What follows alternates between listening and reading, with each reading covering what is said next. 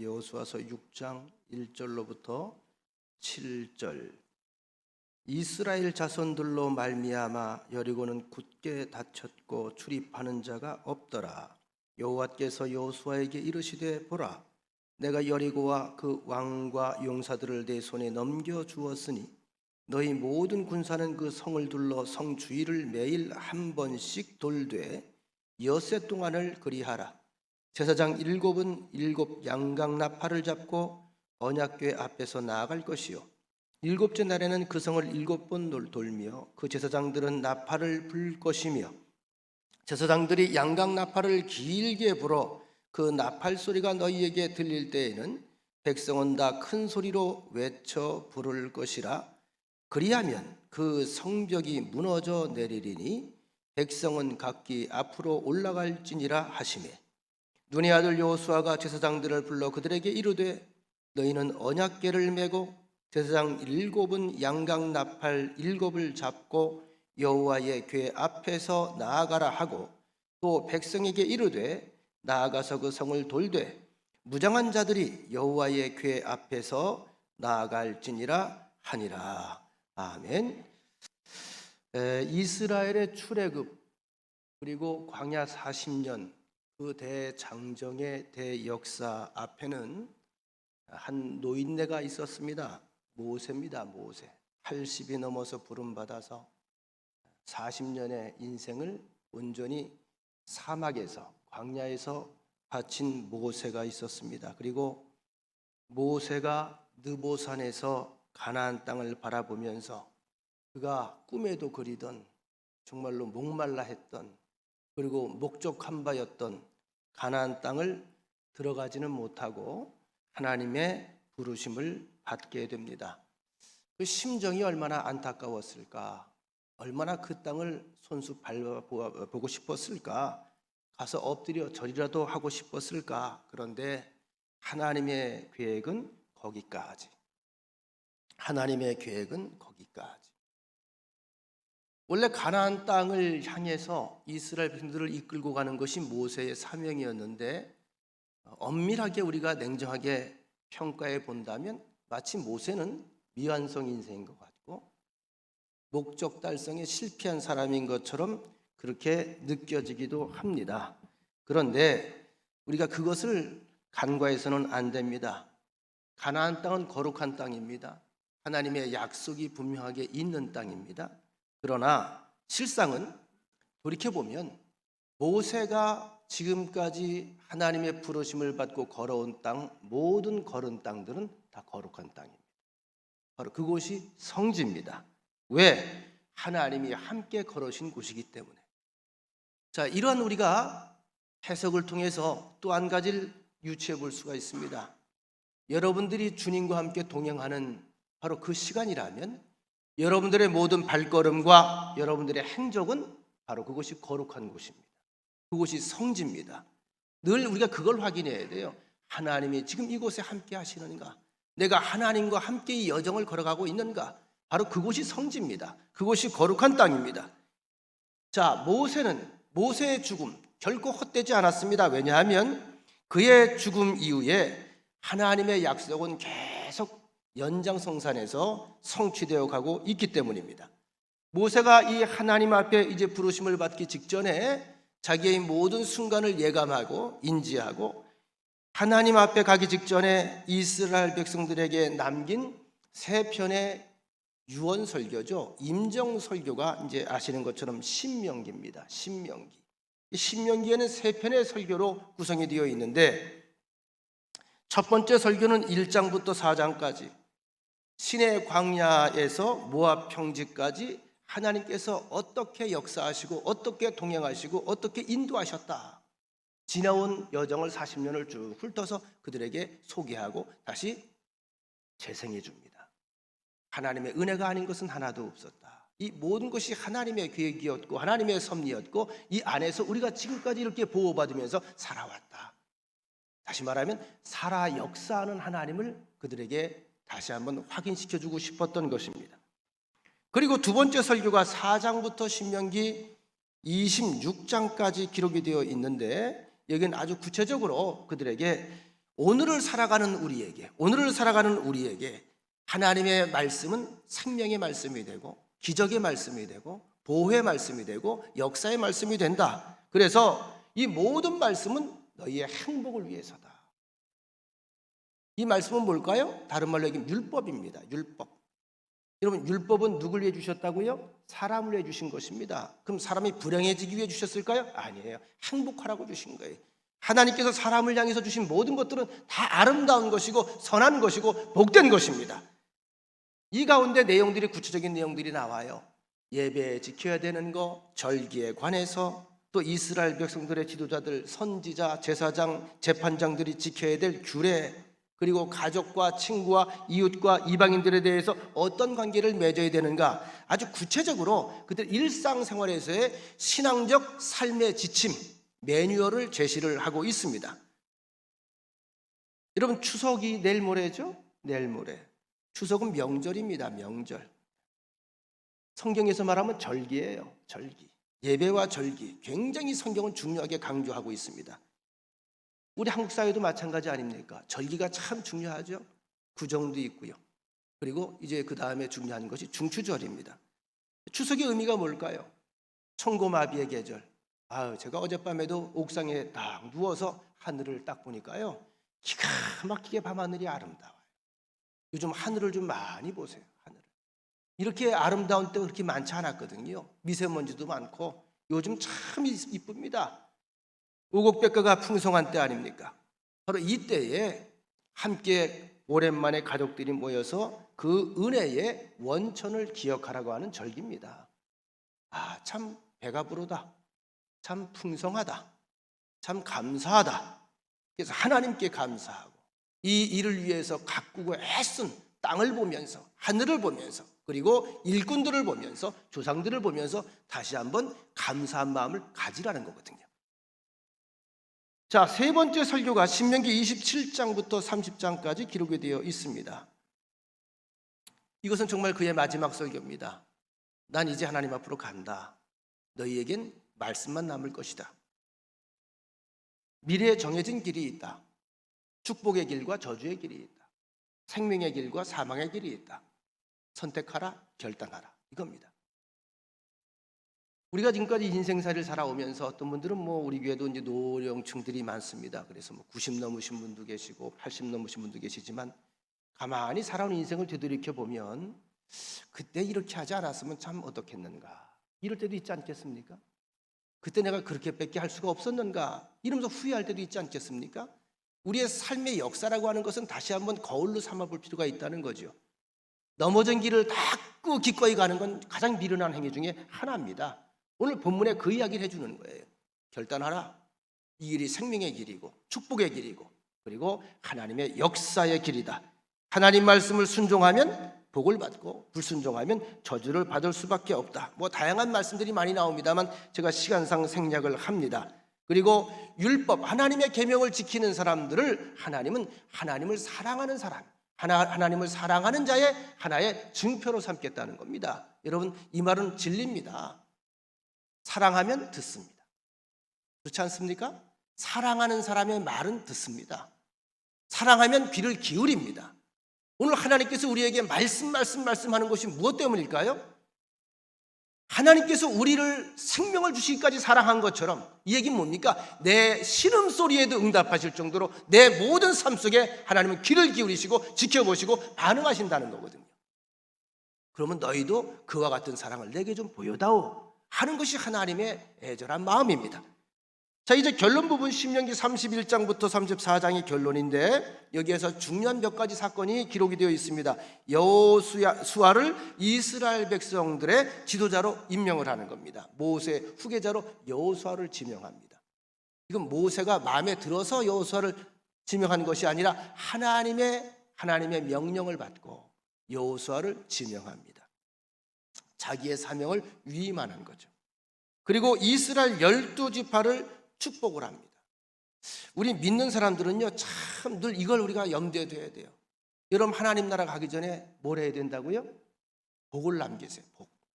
자녀들을 향한 복을 남기세요. 아들, 딸들에게 복을 선언하세요. 그리고 후손들, 손주들에게도 복을 선언하세요. 자꾸 복을 선언하세요. 여러분들이 줄 수 있는 최고의 무기, 최고의 선물, 최고의 여러분들 귀한 것들은 바로 그런 것들입니다. 그게 여러분들의 힘이에요. 믿음의 자녀들에게 주신 가장 강력한 힘이 바로 뭡니까? 축복 선언입니다. 모세가 죽기 전에 이스라엘 백성들에게 선언하죠. 신명기 33장 29절, 이스라엘이여 너는 행복한 사람이로다. 이 말씀이 얼마나 가슴에 뭉클이 와닿는지 몰라요. 이스라엘이여 너는 참 행복한 사람이로다.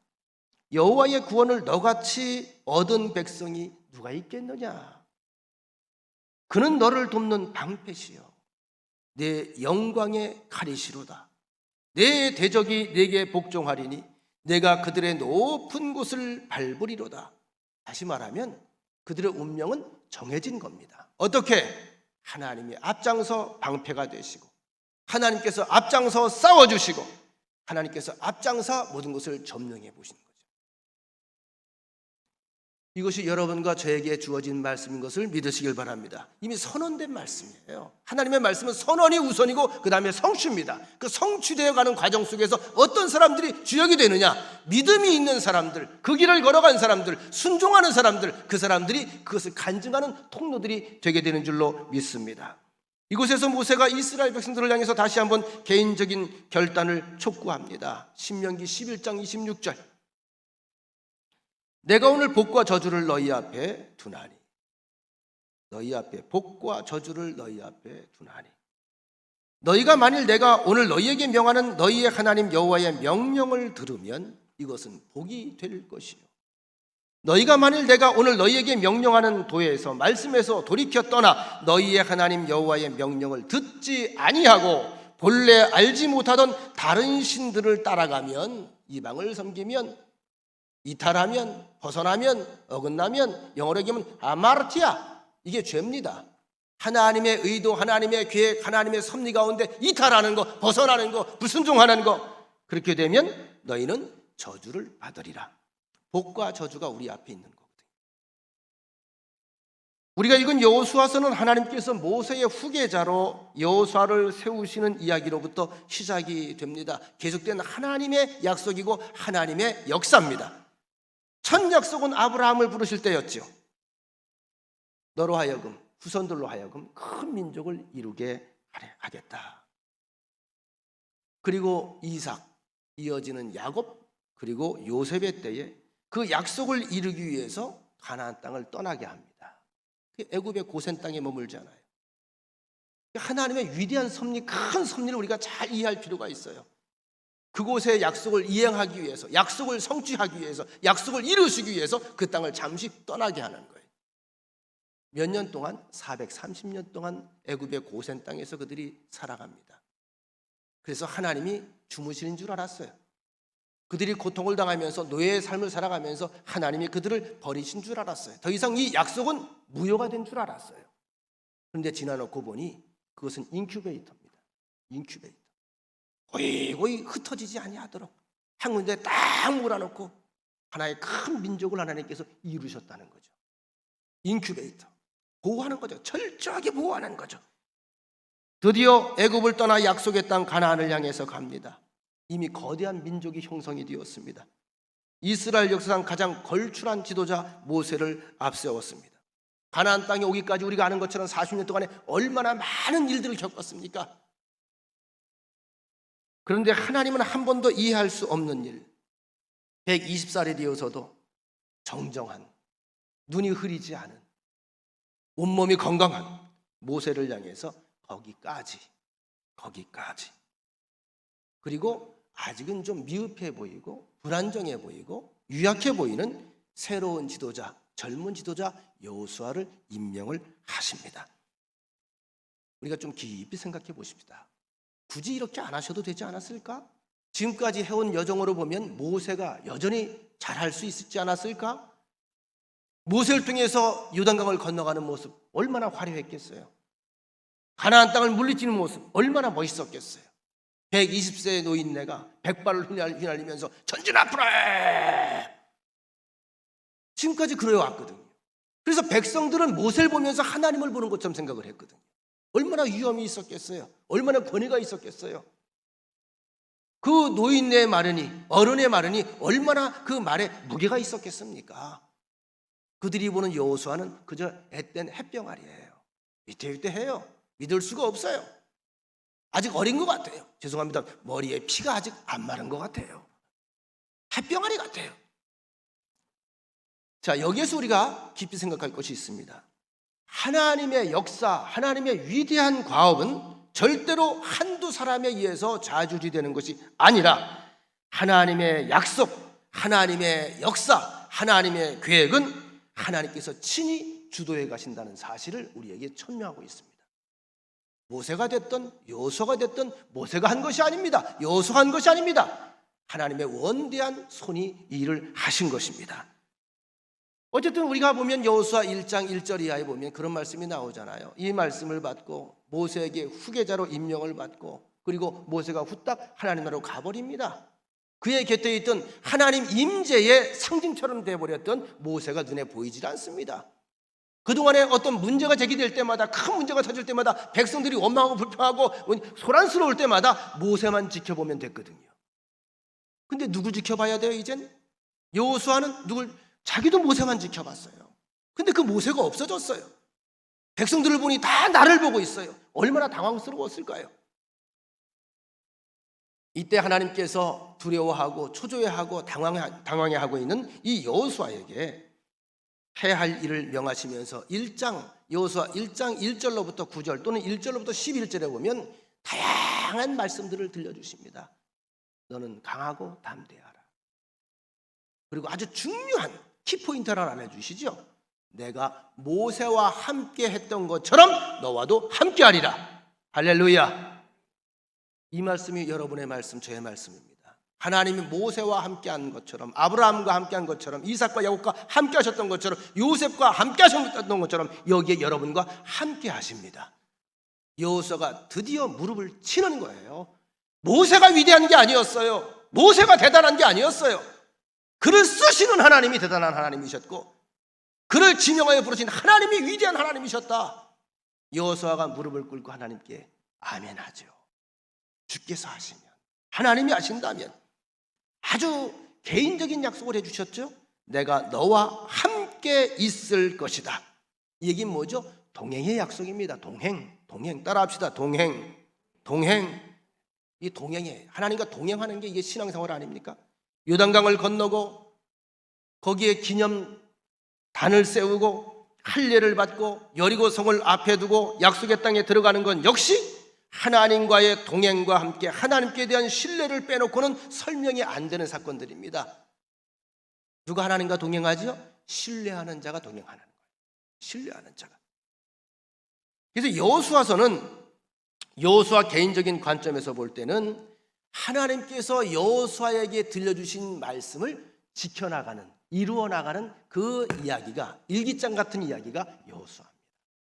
여호수아님이 들었어요. 그 삶 속에서 하나님의 약속 성취해가는 것을 눈으로 확인하는 과정이 여호수아서 전체 이야기입니다.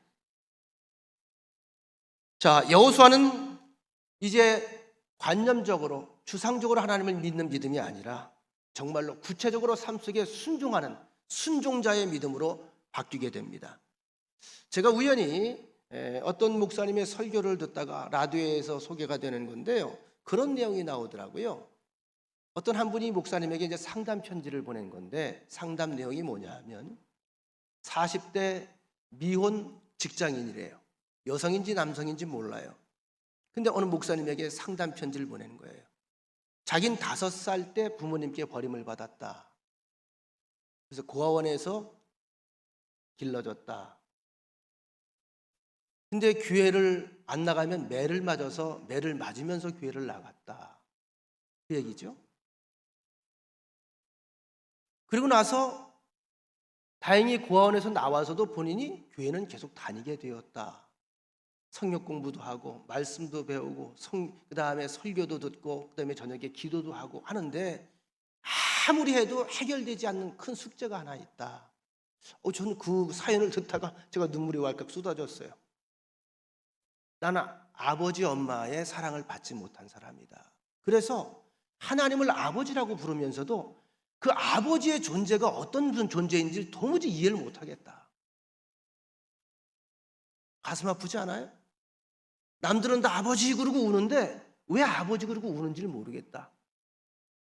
아버지가 어떤 존재인지는 머리는 알겠는데 가슴으로 와닿는 게 아무것도 없다. 그 아버지 하나는 좀 더 친해지고 싶다. 인격적으로 친밀해지고 싶다. 근데 내가 아버지의 사랑을 받아보질 않았잖아요. 그 사랑이 뭔지 모르겠다는 거죠. 제가 가슴이 너무 아픈 거예요. 너무 아픈 거예요.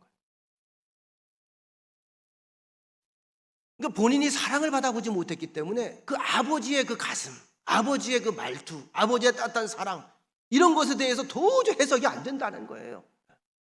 나는 어떻게 하면 좋습니까? 이게 그분의 상담 내용이에요. 오늘 여호수아 입장에서 보면 바로 이런 부분에서 그는 하나님을 확실하게 체험한 사람입니다. 자, 오늘 본문에 보면 성경에서 여호수아가 제일 먼저 한 일이 뭐죠? 요단강을 건너는 일. 그죠? 요단강을 건너는 일. 한번 이런 생각을 해보십시다. 모세는 홍해를 건넜습니다. 그런가 하면 여호수아는 요단강을 건넙니다. 홍해는 바다입니다. 요단강은 강입니다. 전 요단강을 직접 가서 보고 왔어요. 제가 자주 예를 드리죠. 요단강 크기가요, 저 우리 앞개울밖에 안 돼요. 그러니까 헤엄 잘 치는 사람은 딱 5분이면 건너가는 그런 곳입니다. 좀 폭이 좁은 데는요, 우리 앵바이밖에 안 돼요. 앵바이 개울밖에. 근데 여기도 여러분 장마가 지면 홍수 때 장마철엔 무섭지 않습니까? 시뻘건 물이 소리를 내면서 흘러가잖아요. 이스라엘 백성이 출애굽해서 제일 먼저 첫 번째 맞닥뜨린 위기가 뭐냐 하면 홍해 바다입니다. 문제는 바로의 군대가 추적해 온다는 거죠. 가운데 갇힌 신세가 돼서 도간에 든 갇힌 쥐신세가 된 거죠. 뒤에는 시커먼 먼지를 뿌리면서 애굽의 군대가 쫓아옵니다. 앞엔 넘실거리는 바다가 있습니다. 자, 이스라엘 백성들에게 선택의 여지가 있었을까 없었을까? 물에 빠져 죽든지 붙잡혀 죽든지. 그냥 죽음의 현장이에요. 살 구멍이 없어요. 이래저래 죽어요. 이때 모세가 말하죠. 바다를 향해서 지팡이로 내리치면서, 그죠? 바다를 향해 걸어라. 이스라엘 백성이 걸어갑니다. 바다가 갈라졌습니다. 자, 여러분 생각해 보세요. 이때가 더 힘들었을까? 아니면 지금 요단강 앞에 두고 홍수초를 맞아서 시뻘건 물이 범람해 가는데 여길 건너가는 게 힘들었을까? 바다가 힘들었을까요? 요단강이 힘들었을까요? 너무 어려운가요? 좀 쉽게 얘기해 볼까요? 자, 홍해를 건널 때는 생각할 여력이 있었다 없었다? 없었어요. 그게 쉬운 거예요. 죄송합니다. 이판사판. 죽으면 죽으리라. 왜? 이래도 죽고 저래도 죽어요. 그렇다면 하나님 말씀에 순종하다 죽겠다 하는 각오를 가지고 홍해를 건넌 거예요. 생각할 겨를이 없었어요. 근데 요단강 보세요. 뒤에 따라오는 사람이 있어 없어? 없잖아요. 그 다음에 지금 앞에 시뻘건 범람하는 물이 홍수 때문에 내려가요. 자, 이건 계속될까? 조금 있으면 빠질까? 조금 있으면 빠지죠. 여러분 홍해에서 순종하기가 쉬웠겠어요? 요단강에서 순종하기가 쉬웠겠냔 말이에요. 홍해가 쉽죠. 요단강은 생각할 여지가 나한테 있어요. 여러분 제가 지도자라면 그렇지 않겠어요? 건너라 건너라 그러겠어요? 제가? 기다립시다 그러지요. 근데 하나님의 말씀은 지금 건너라는 거예요. 내가 좀 버티면 돼. 상식적으로는 지금 건너면 안 돼. 왜? 기다리면 물이 줄게 돼 있어. 이거 장마철만 지나가면 돼. 급할 거 없어. 따라오는 사람 없어. 위기의 순간도 없어. 조금 천천히 가면 어때? 어차피 갈 길인데. 그러나 하나님이 우리에게 순종을 요구하는 그때가 있다는 거죠. 그때 사람의 방법과 하나님의 방법, 사람의 생각과 하나님의 생각은 분명히 이렇게 차이가 있습니다. 이 차이가 날 때 충돌이 일어나는 거죠. 갈등이 생기는 거죠. 이럴 때에 우리가 믿음의 판단, 믿음의 선택을 해야 된다는 겁니다. 만약에 이때에 걸어가지 않았더라면 그 기적은 체험하지 못했을 겁니다. 자, 이제 오늘 우리가 읽은 본문의 이야기는 너무나 잘 아는 유명한 이야기입니다. 그 난공불락에서 여리고성을 함락하는 과정. 이 과정도 하나님께서 아주 매뉴얼을 구체적으로 정해 주셨습니다. 왜 그렇게 꼼꼼하게 콩 나와라 팥 나와라 하시는 걸까요? 여러분 혹시 이번에 중추절에 추석 때 명절 때 며느리들 오시고 딸 오고 그러면요 잔소리 하지 마세요. 예. 콩 나와라 팥 나와라 따라다니면서 그러지 마세요. 그리고 또 그동안에 일할 거 며느리 오면 해야지 그 잔뜩 준비했다 며느리 오면 같이 하지 마세요. 제발 그러지 마세요. 그러니까 안 오는 거예요. 대충 즐겁게 한 끼 드시고 즐겁게 서로 칭찬하고 사랑하고 그렇게 하시면 돼요. 한번 따라해 봅시다. 너 때문에 나는 행복하구나. 꼭 그 얘기 하세요. 예? 집에 가 남편들에게 꼭 얘기하세요. 당신 때문에 참 내가 행복합니다. 숨겨놨던 비상금 나와요. 바로 나옵니다. 바로 그냥 바로. 여보, 내가 생각해 보니까 하나님이 정말 가장 큰 선물로 당신을 주신 것 같아. 당신 때문에 난 너무 행복해요. 바로 나와요. 바로 나와요. 그때 유심히 보세요. 어디다 숨겨놓는지. 그런 거야. 따라합시다. 당신 때문에 내가 행복합니다. 이렇게 살기를 하나님이 원하신다는 거죠. 왜 하나님께서 이렇게 자꾸 간섭을 하실까요? 이 전쟁의 성패가, 이 모든 역사가 사람의 손에 아니면 무기의 수에 또는 군사의 수에 아니 국력에 좌지우지되는 것이 아니라 전능하신 하나님의 손 안에 있다는 것을 그들에게 보여주고 싶으신 것입니다. 그러니까 우리가 기도하잖아요. 아까도 우리 기도자가 기도를 했습니다만 필리핀의 김광식 선교사님 위해서 의식이 없거든요. 평생 필리핀 가서 선교사로 일하시다가 코로나 걸려서 지금 중환자 상태로 넘어왔는데 오자마자 심정지 오고 막 이렇게 해서 병원에 중환자실 들어가 있단 말이에요. 그분의 가족들 입장에서는 얼마나 안타깝겠어요. 좀 더 나아가서 하나님 왜 우리에게 이런 일을, 때로는 원망스러운 마음도 들 수도 있어요.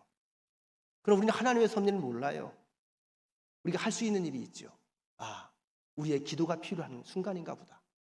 기도하는 거죠. 왜? 전적으로 하나님의 손 안에 있으니까.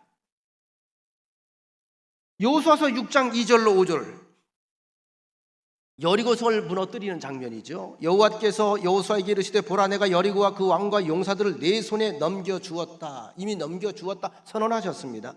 너희 모든 군사는 그 성을 둘러 성주위를 매일 한 번씩 돌되 열세 동안을 그리하라. 제사장 7은 7 양각나팔을 잡고 언약궤 앞에서 나아갈 것이요 일곱째 날에는 그 성을 7번 돌며 그 제사장들은 나팔을 불 것이며 제사장들이 양각나팔을 길게 불어 그 나팔 소리가 너희에게 들릴 때에는 백성은 큰 소리로 외쳐 부를 것이라. 그리하면 그 성벽이 무너져 내리리니 백성은 그때 각자 앞으로 올라갈지니라. 여리고는 인류 역사상 가장 최고의 견고한 난공불락의 성이었다고 알려져 있습니다. 누구도 감히 침범할 수 없는 요새 중에 요새입니다. 바위 위에 세워진 거니까. 고고학자들이 밝힌 역사적 사실입니다. 그런데 그러한 성을 두고 이스라엘 백성이 제대로 전쟁 훈련이나 해봤나요? 군사 훈련이나 해봤나요? 죄송합니다만 이번에 아프가니스탄 사태가 탈레반에 의해서 점령이 되면서 그 미군들이 탄식한 내용들이 나오지 않습니까? 20년 전에 들어가서 20년 동안 무기를 투입하고 최첨단 무기를 다 투입을 하고 20년 동안 군사훈련을 다 시켰는데 죄송합니다만 수준이 유치원 수준도 안 된다는 거예요. 생각하는 지각 능력이 없다는 거예요. 당황했잖아요. 이번에요. 자기들이 철수를 선언했는데 당황한 게 뭐냐면 이렇게 빨리 점령당할 줄 몰랐다는 거지. 20년 동안 그렇게 훈련을 시켰는데 왜일까? 오합지졸이죠. 오합지졸. 미리 항복하는 거예요. 미리. 나중에 항복하고 보니까 무기가 그리 다 넘어가 있어. 이게 어떻게 전쟁이 되냐고요. 그러면 이스라엘 백성들도 안 그랬을까요? 이 사람이 노예 생활만 했던 사람들이 싸움을 해봤어요? 전쟁이 뭔지는 알아요? 사람 죽는 게 뭔지는 알아요? 칼이 뭔지는 알아요? 그런데 이러한 오합지졸에 불과한 이스라엘 백성들을 데리고 매일 성을 한 바퀴씩 도는 거예요.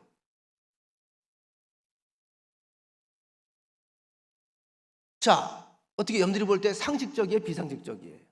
비상식적이잖아요. 예를 들어 찔러! 청! 폭! 폭! 이런 것도 해야 될 거 아니에요? 각계전투도 훈련시켜야 될 거 아니에요? 포박, 활쏘기 이런 거 해야지. 그걸 왜 돌아? 실실 왜 돌아? 정신 나간 사람은 왜 돌아? 근데 그걸 요구하셨단 말이에요. 그리고 새로운 민족의 지도자였던 여호수아가 이 일을 만들어간 사람이 되었습니다. 하나님의 약속을 성취한 사람이 되었습니다. 히브리서 11장 30절 말씀, 믿음으로 7일 동안 여리고를 도니 다 같이 성이 무너졌으며, 믿음으로 7일 동안 여리고를 도니 성이 무너졌으며.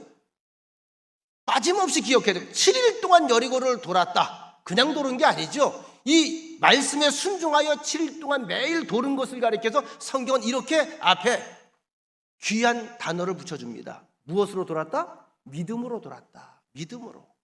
믿음으로 돌았다.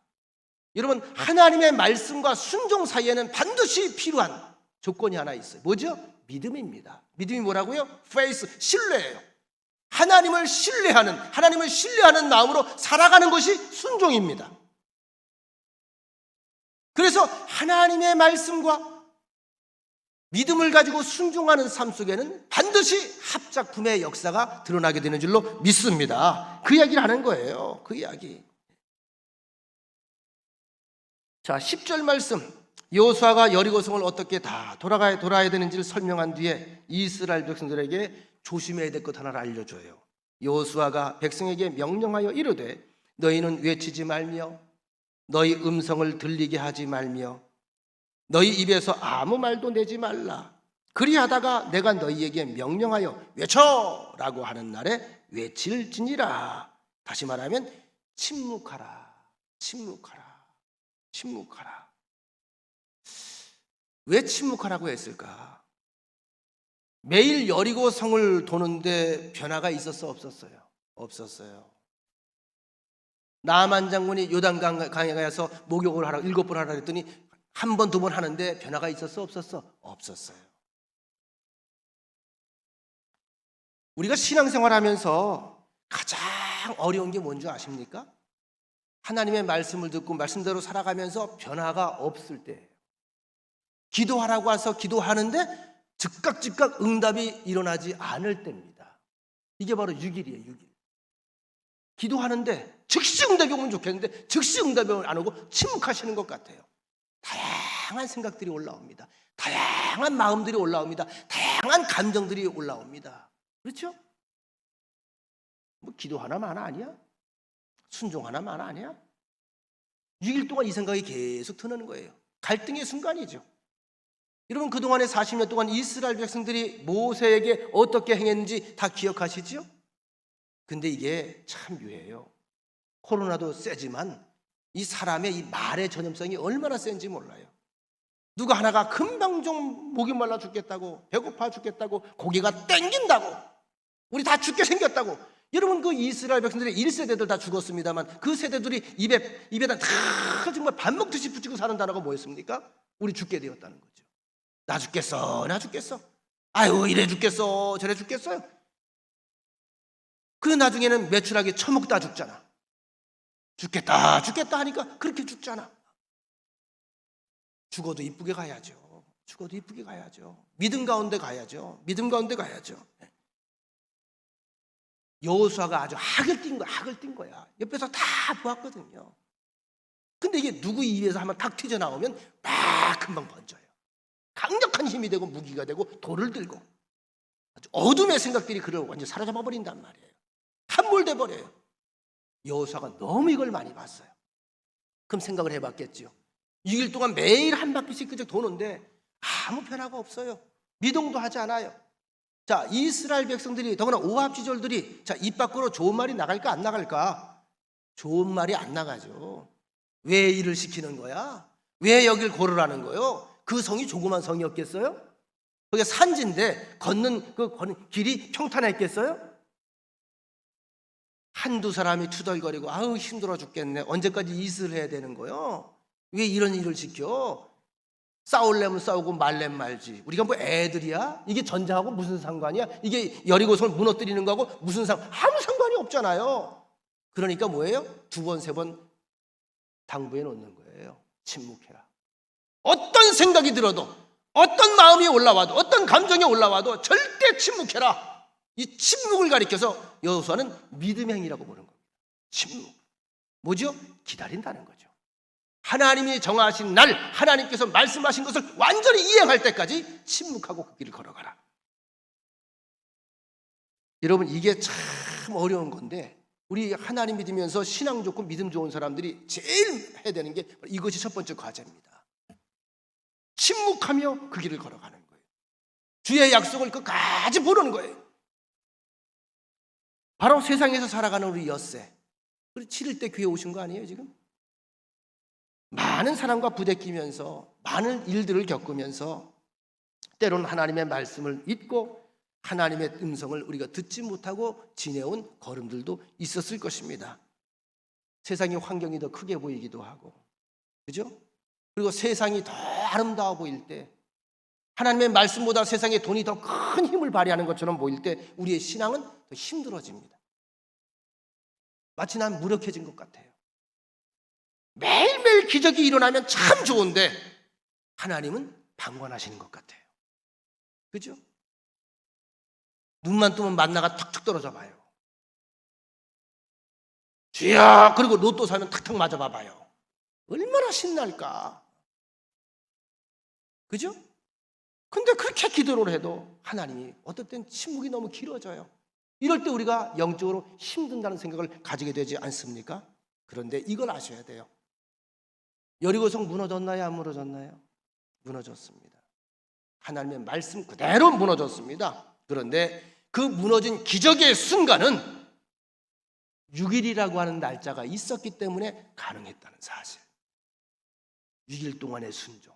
이것이 7일째 기적을 만들어내는 거예요. 여러분, 지금까지 어떤 한 문제를 놓고 기도를 여러 번 하셨습니까? 기다리세요. 6일이 차가고 있습니다. 6일이 차가고 있어요. 그날이 오면 여리고성이 무너진 것처럼 그 기도가 장벽을 무너뜨리게 될 줄로 믿습니다. 여러분, 저 같은 경우에도 이제 목회자니까 어딜 가면 이제 설교를 시킬 때가 참 많고요. 과거에도 뭐 철야 집회도 좀 나가서 강사로 다니고 세미나 강사로도 많이 다녔습니다만, 목사들에게 있어서 어려운 순종 가운데 하나가 뭐냐 하면, 교회에서 설교 준비를 해서 설교를 가지고 갈 때 설교 원고를 가지고 가잖아요. 어느 이제 교회 부흥회를 해달라고 해서 가서 부흥회를 하기 위해서 갔는데, 그날 저녁에 이제 첫 설교죠. 첫 번째 설교 그 교회를 갔어요. 그 교회를 내가 잘 모르는 교회니까 가서 찬송 부르고 통성기도 하고 내가 올라가 보니까 내가 설교를 준비한 그 내용하고 이 교인들하고 안 맞을 것 같아요. 이럴 때 뭐가 나와요? 난감하네, 이 생각이 나는 거죠. 아직까지 뭐 하나님께 맡기고 그냥 해버리지, 이게 아니고요. 도저히 이 교인들하고는 안 와. 이게 매치가 안 되는 거예요. 난 이걸 준비를 했는데 갑자기 그런 마음이 들죠. 그럼 어떻게 하지? 그런데 놀라운 건요, 그 설교를 하지 않고 그 순간에 기도하다가 주께서 주시는 다른 말씀이 있어요. 다른 말씀이 떠올라. 이 교회는 이 본문이 어울리겠구나. 근데 난 그걸 가지고 설교 원고를 쓰질 않았거든요. 희한한 일들이 벌어져요. 그걸 성경을 그걸 펴서 그걸 읽어드리고요, 기도하고 나가면요, 희한하게 내가 원고를 가지고 설교하는 것보다 더 깊은 설교가 나오는 거예요. 이게 뭐죠? 하나님의 성령의 역사입니다. 성령의 역사. 자, 여러분에게 있어서 여리고성은 무엇이 여리고성입니까? 각자 다 성들이 있어요. 열리지 않아서, 함락되지 않아서 내 인생을 한 걸음도 나가지 못하게 하는 것들, 반드시 무너져야 되는데, 그걸 밟아야 되는데 앞으로 내 앞에 너무 거대하게 서 있는 것들, 이것이 무너지는 것은 철저하게 하나님의 방법을 통해서다. 여리고성이 때로는 무섭게 느껴지기도 하고 너무 견고하게 느껴지기도 하고 참 어렵게 느껴지기도 하는 것, 이럴 때일수록 우리에게 하나님께서 요구하시는 것이 있습니다. 내 방법이 아니라 하나님의 방법을 물으세요. 하나님의 방법. 자, 1절 말씀입니다. 1절. 이스라엘 자손들로 말미암아 여리고는 굳게 닫혔고. 이미 그들이 왜 왔는지 알아 몰라? 알아요.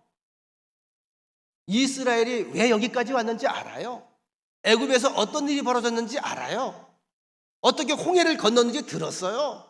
어떻게 바로의 군사들이 그 홍해 바다에서 다 몰살당했는지 다 들었어요. 이건 놀라운 사건이에요. 그리고 불가능했던 광야 40년, 사막 40년 동안 그들이 그렇게 무리가 지어서 민족을 이루어서 여기까지 살아왔는지 다 들었어요. 물을 어떻게 했을 거예요? 음식은 어떻게 했을 거예요? 다 들었단 말이에요. 이건 범상한 사태가 아니거든요. 그러니까 어떻게 해요? 그들의 마음이 이미 녹아버렸어요. 철옹성 같은 성문을 굳게 걸어 잠그고 미동도 하지 않아요. 이스라엘 자손들로 말미암아 여리고는 굳게 닫혔고 출입하는 자가 일체 없더라. 개미새끼 한 마리 얼씬거리지 않는 거죠. 자, 이런 와중에 이스라엘 백성들은 여리고성을 무너뜨려야 되는데 여리고성을 무너뜨리기 위해서 지금 도는 게 뭡니까? 기도하는 거예요. 기도하는 거예요. 기도. 하나님의 말씀에 순종해가는 게 기도하는 거 아닙니까? 근데 상대가 반응이 있어 없어? 없잖아요. 뭐가 좀 반응이 보였으면 좋겠어. 어제하고 오늘하고 좀 다르다. 좀 웅성웅성거린다. 불안해한다. 좀 소동이 일어난다. 아무 미동도 없습니다. 기억해 보십시오. 여러분이 가정을 위해서 그렇게 기도하고 어떤 사업의 문제를 놓고 그렇게 기도하고 희생하고 또 인내하고 그렇게 애를 쓰고 기도하는데 반응이 없어요. 아무 일이 없어요.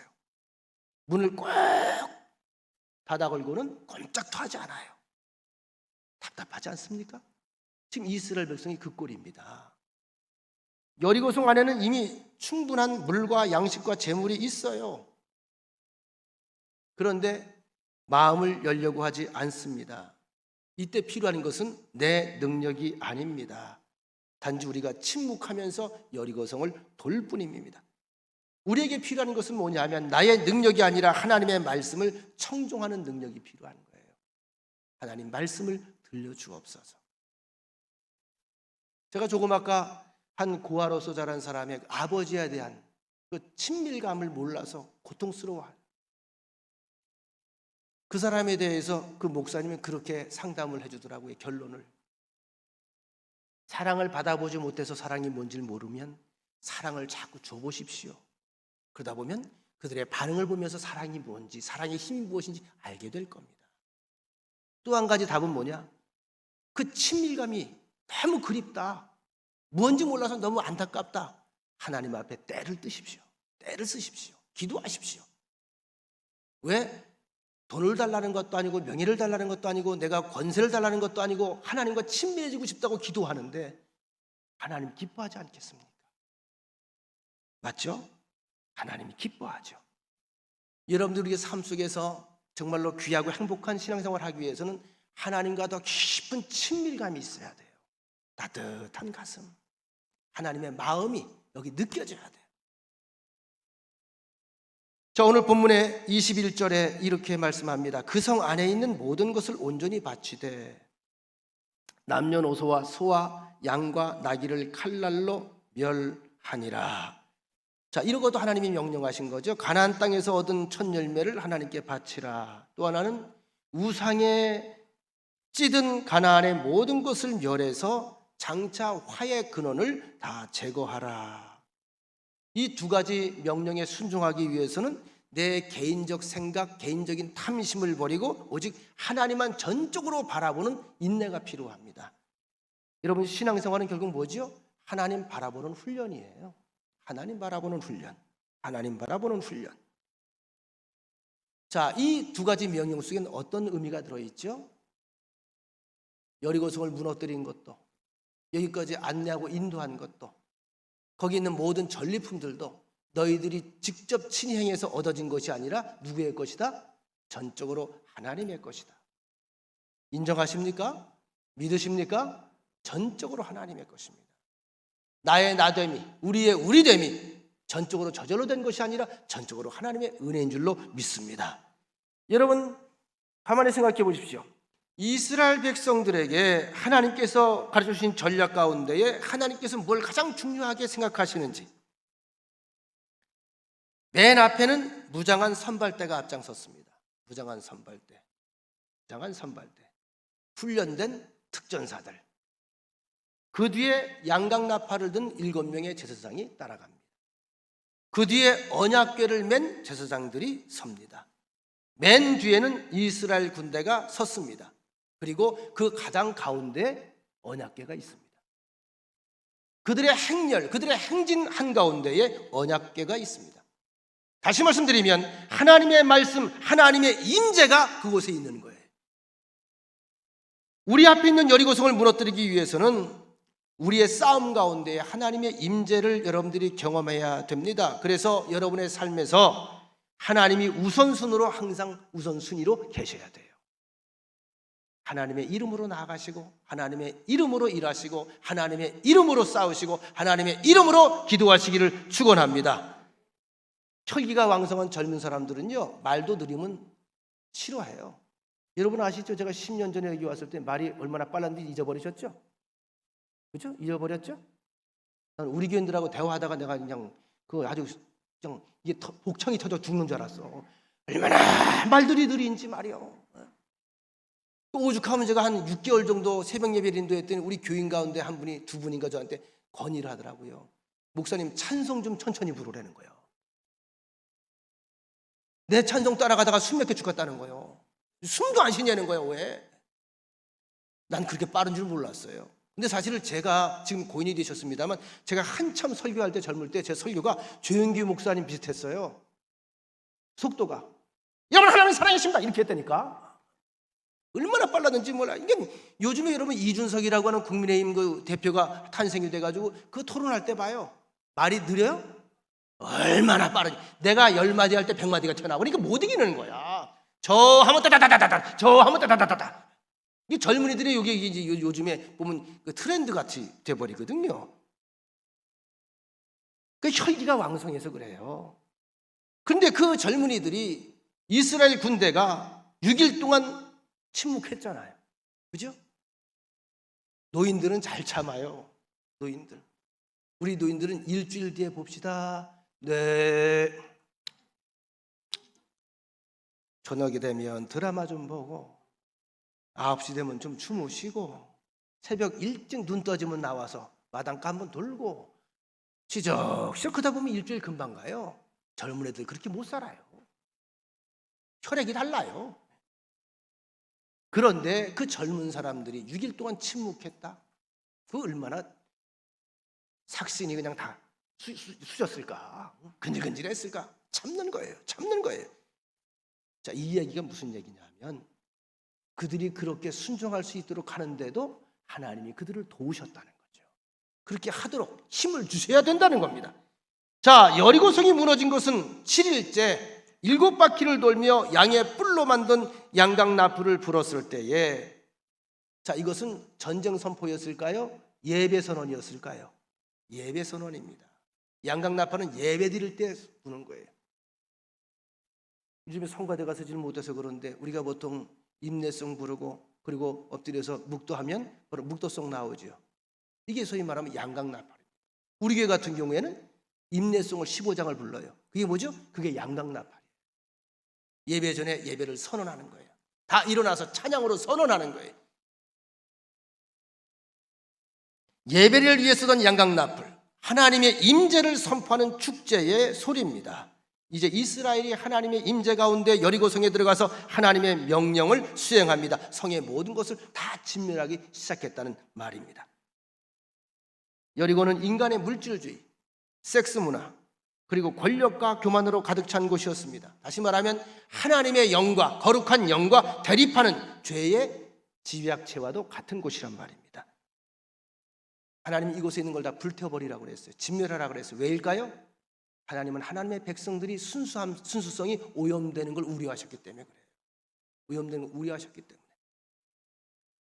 우리는 이 말씀과 사건을 통해서 우상 숭배와 죄로 물든 사람들을 심판하시는 진노의 하나님, 그리고 하나님께서 택하신 백성을 보호하시는 그 인자하심을 동시에 맛볼 수 있게 됩니다.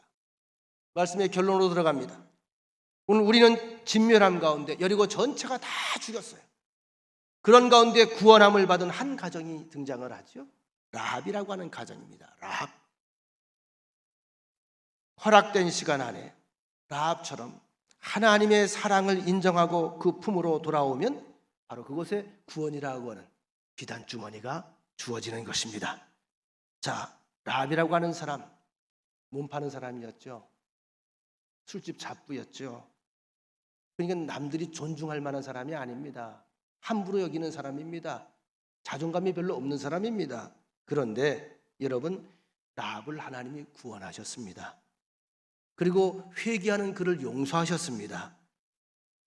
본문의 25절 말씀, 이제 말씀 마칩니다. 여호수아가 기생 라합과 그의 아버지의 가족과 그에게 속한 모든 것을 살렸으므로 그가 오늘까지 이스라엘 중에 거주하였으니 이는 여호수아가 여리고를 정탐하려고 보낸 사자들을 숨겼음이었더라.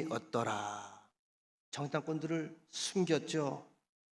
여호수아 2장을 통해 아는 사실, 이스라엘과 하나님에 대한 이야기를 라합만 들은 게 아니에요. 여리고 성 사람들 전체가 다 들었습니다. 어떻게 이스라엘 백성이 움직이고 있는지, 그들이 섬기는 신이 어떤 일들을 지금 행하고 있는지를 다 들었단 말이에요. 하지만 라합만이 자신과 가족의 구원을 위해서 하나님을 선택을 합니다. 목숨을 걸고 그 약속을 지킵니다.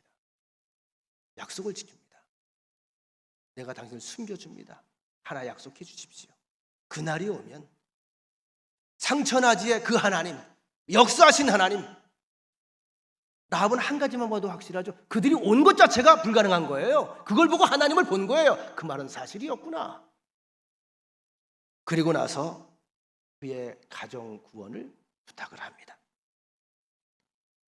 그리고 하나님은 그 돌아온 여인, 별 보잘것 없었던 그 여인, 그러나 믿음을 가지고 약속을 지킨 그 여인을 통해서 다윗 왕조를 세우셨습니다.